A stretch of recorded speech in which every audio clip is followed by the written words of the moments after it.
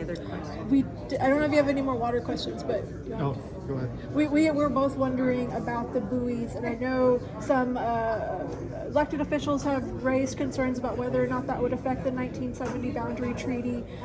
We know IBWC is very aggressive in advocating and enforcing that treaty.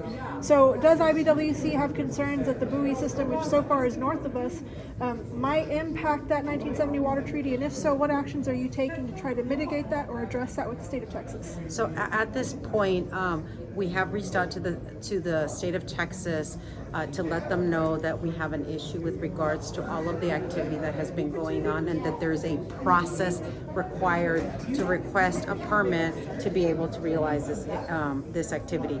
We were very surprised on the buoys, given the fact that we have not received any information or request for a permit.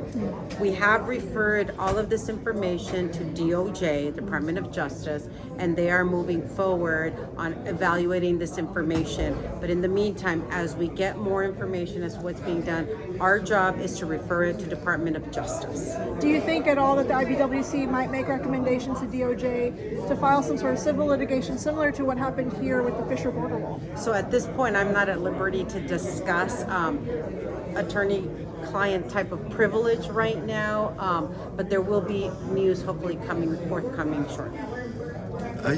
Are you saying there that the state of Texas needs a permit to put any of those obstacles in the Rio Grande? Correct. The permit is needed in order to avoid shifting of the boundary because of obstruction of impediments that are put in there, which could potentially change the boundary, right? Deflect and change the boundary. That's one thing. The other issue that we also have is that should we have a flood event, all of that infrastructure that's there without a permit may actually impact flooding and may actually cause more flooding, damage to the levees, damage to the ports, damage to our dams. And has the Mexican section of the IBWC reached out to you? Do they have any concerns? They have strongly expressed their deep concern and objection to the work that's being done.